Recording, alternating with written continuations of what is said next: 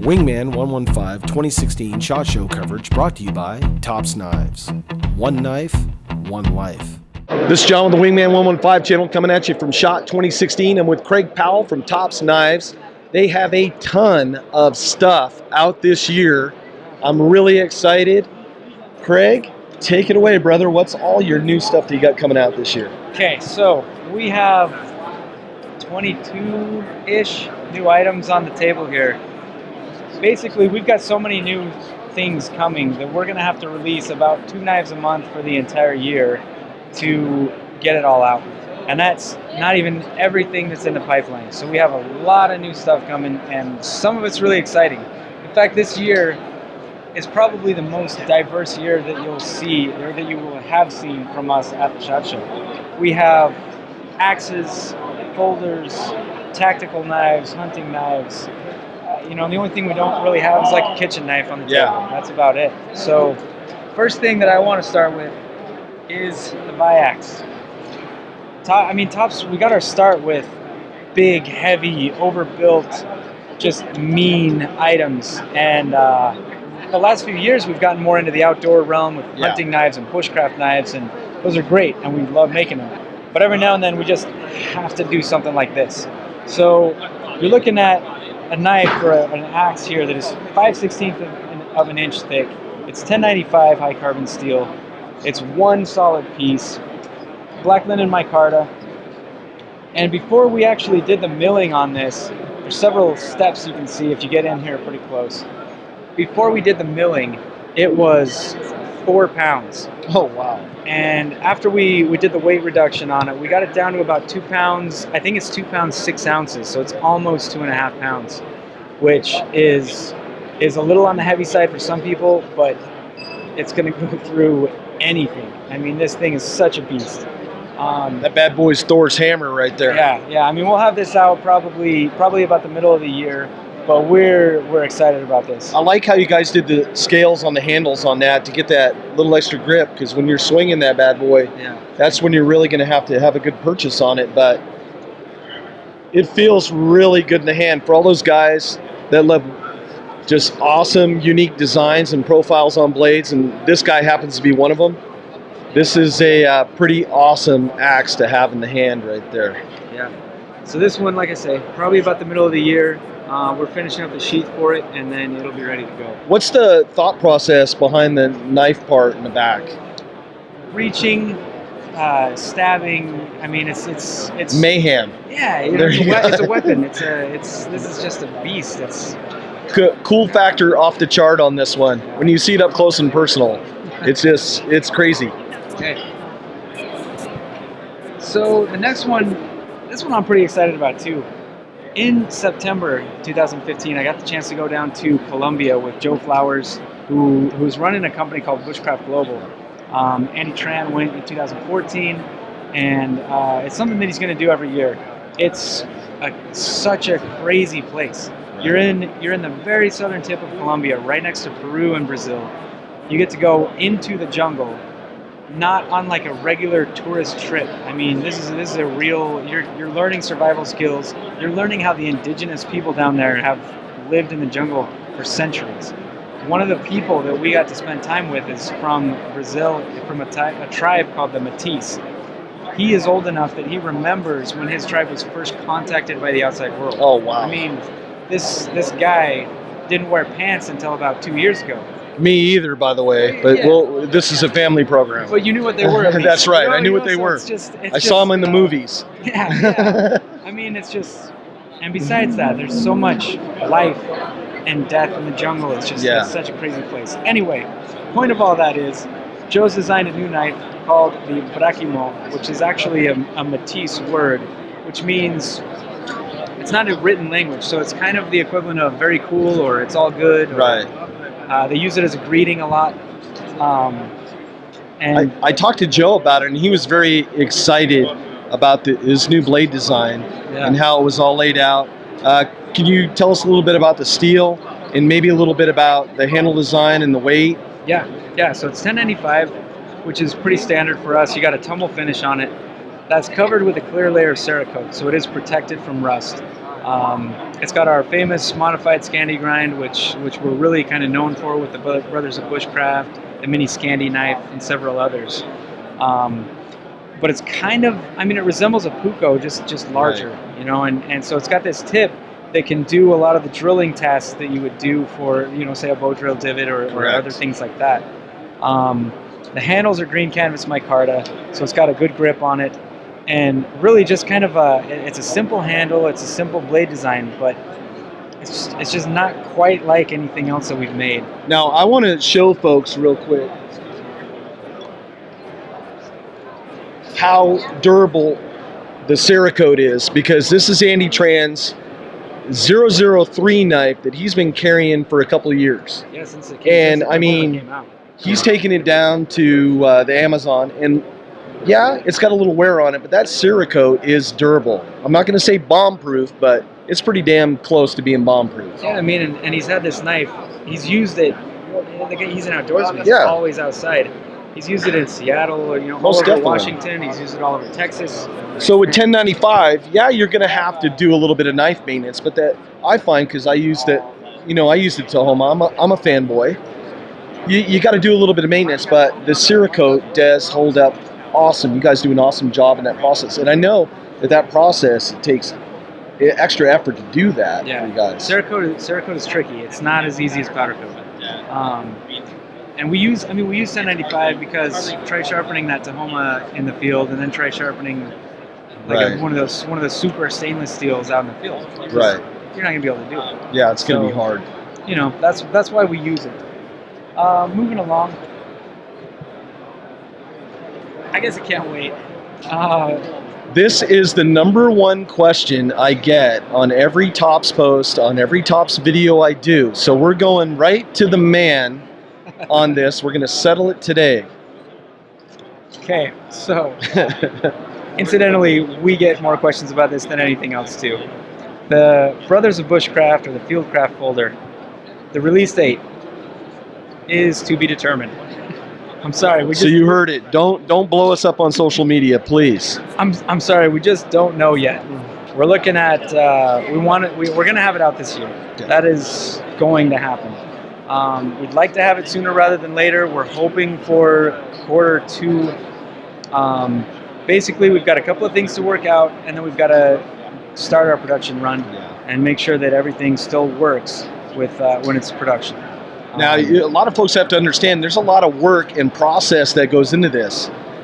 Craig, we were talking about this yesterday, and you were explaining all the different steels that were used in this. So it's not just like we're making a full tang, just fixed edge blade. There's a lot of different things that go into all. Yeah. So I mean, we started with, we were going to have 1095 frames, a 1095 blade. And what we were finding is that it worked great until it was heat treated. And the heat treatment, there are small changes that happen with the steel, which on a fixed blade, you're not going to notice. Right. But on a folder, once anything is out of line, even a little bit, it's not right. And so we've made a lot of changes. What we're landing on right now is 1095 for the blade and 154 cm. Come on in close, Charlie, so you can see real quick. 154 cm for the frames. It's going to be a frame lock rather than a liner lock. I believe our first prototype was a liner. Yeah, I think so. You know, we still got the tan canvas micarta handles, so it's going to be true to the original Bob. You know, that was released black blade, tan handles. That's where we're going to start with the folder. And it felt really good in the hand too. So all the Bob lovers out there, and there's a lot of them, you're not going to be disappointed with this blade when it comes out. It's going to be ready to rock. I took a prototype of it to Colombia with me. And by the way, I tried borrowing that, and Craig said no. That was a definite no. So I cried like a little sissy lala on that one. Yeah. Okay. Once we get the Bob folder out, the Tex Creek folder will be after that. All the kinks that we work out with the Bob folder, we're going to duplicate with that folder as well. That's sweet. So we get a lot of questions about that one too. Yes. It's not on the table here, but it's going to happen still. So it's in the works. We haven't forgotten about that one either. That's cool. Okay. Next up. Yes. Next up is the Cut 4.0. So Joshua Flanagan is he was the designer of the Backwoods Skinner, which is one of our hunting knives. Obviously, It's got a gut hook that's parasite in the handle. really cool design. And this guy, he has a lot of just random experience. You know, he's been an outdoorsman forever. He's got some law enforcement background.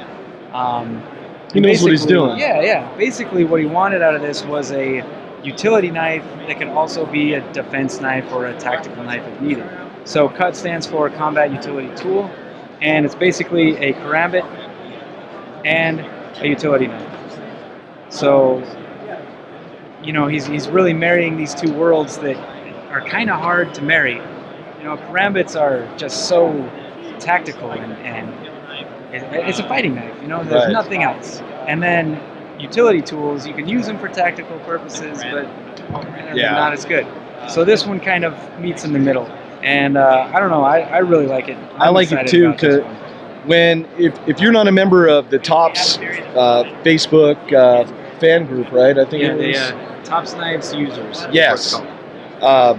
You get to see a lot of these blades, a little sneak peek. When I first saw it, I was like a little kid in a candy store, and then coming to SHOT and seeing it, put it in my hand.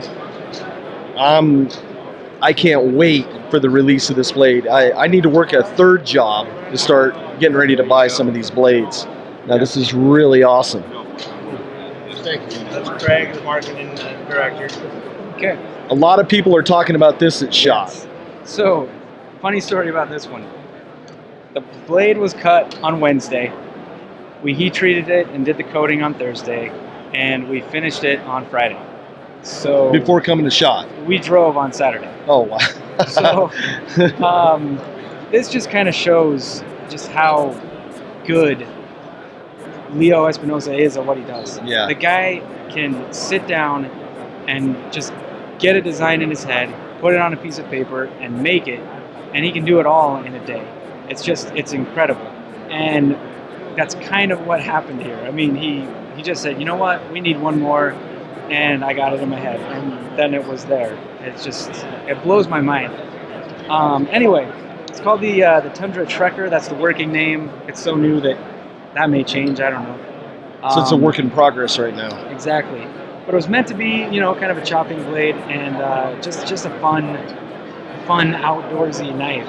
You know, it's got a lot of it's got all the width is clear down here in the edge of the blade, which is going to make it great for chopping tasks and that kind of thing where you need the leverage.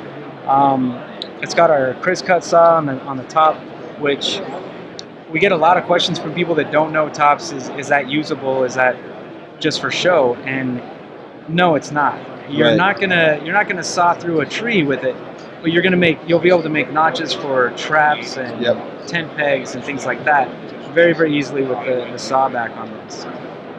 One thing that appealed to me is I'm a huge fan of unique profile blades, but I'm also a huge fan of the recurve design. As an outdoorsman, I'm not going to say I'm a bushcrafter by any means, but as an outdoorsman that loves to go out, I love a good recurve blade. They cut and slice, awesome.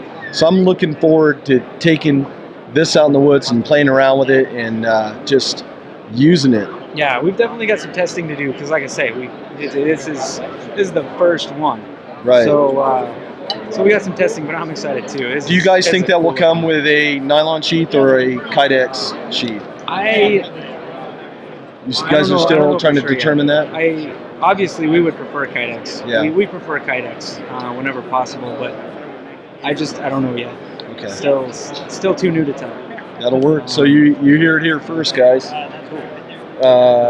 Let's see what else we got. There's so much on the table. We're like kids at Christmas right now. So I'll show you one or two more, and then we'll wrap it up so it's not too long. But this is one that I really like. I mean, every time I see it, I'm just like, yeah, that's so fun. It's basically a mini Smatch It design, maybe a shorter blade than you would expect from a Smatch It, but we decided to call it the FIEL, which in Spanish means faithful. And basically, it's meant to be kind of an EDC or more of a self-defense knife. It's going to be a neck knife. It's sharpened on both sides. It's got a really, like you said, a really interesting profile on it. Most definitely. And it's just fun. Are you guys what are you using? 1/8 stainless? It's 1/8 1095. Oh, really? Yes. And you're Cerakoting this as well. Cerakoted, yeah. So it's a tumble finish with that clear coat on it. I like it. And for folks, you know, It's skeletonized handle, so if you're looking to put paracord on there, or I'm sure there's custom micarta handle makers out there, I'm sure going to be a ton of options for the aftermarket guys, like they did on the Tebow. Yeah. You know, it's just awesome. We'll see a lot of that. I think we'll see a lot of that with this one. Oh, most definitely. And that's a cool looking little profile blade right there. Yeah. So, all right, let's do this one too. Yes. You know, this is, like I said, this is the year of just new things for tops, stuff that we've never done before. Friction folders. So, up until only a few years ago, we've been known for fixed blades. Right. Hardcore, you know, bad to the bone knives. And friction folders, you know, they're not that. But at the same time, we've been inspired lately by the you know, the straight edge razors, and they're just a fun design. So we decided to make the Tac-Raze, or the tactical razor. It's a friction folder, 1095 blade with the Cerakote on it. It's tumble finished. We've got a few different handle options here at the show. This is the one that I think people are liking the most. This is our cryptic cyber scales. We released this handle pattern last year at SHOT. Yes, you did. On one of the cats. Yes. Yeah.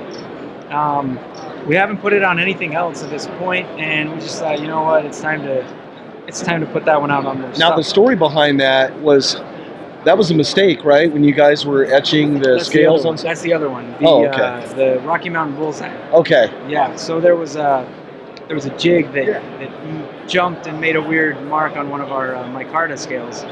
And we just looked at it, and you could see it in the red and black, and we thought that's perfect. And so we made it a pattern and turned it into something cool. Sweet. Yeah. So you never know how this stuff comes about. So it's kind of cool to hear these backstories. Yeah. So the Tac-Raze, it's going to be. We want to keep this price point as low as possible. There's no frame on it. It's just the G10 handles and the blade. So there's not a lot of extra materials, but that also means you're not going to baton with it. Right. Exactly. So for all you guys that just have to baton everything, I just really, really recommend you don't do that with this knife. Yeah. It's treat it with respect. Yeah, it's more like a gentleman's knife. Yeah. This is an everyday carry knife. Yeah. If you need to use it for self-defense, it'll do the job. Be careful. Do you guys have a release date on this? Maybe a tentative date? Tentatively, I would say probably after Blade Show. Okay. We've got so a lot of stuff. late summer. Yeah. Early fall. Yeah. Okay. We've got a lot of stuff that was debuted at the last SHOT Show and at the last Blade Show that's here on the table that we want to get out just because people have already been waiting for it. Right. So since this is new, it's going to come after a lot. That's cool. Yeah. Well, Craig, thank you so much for taking time out of your busy day to Absolutely. showcase some of these new releases. I'm really excited about what you guys have coming up the pipe. Oh, yeah. I mean, 2 knives every month, all year. I mean, there's going to be something for everybody from tops Literally. this year. Yeah. So be on the lookout. Follow along on their social media. Follow along on their Facebook, Instagram, and your YouTube and your regular website. Yeah. So this is John with the Wingman 115 channel with Craig Powell. Thank you. We'll see you on the next video. And remember, one life, One knife.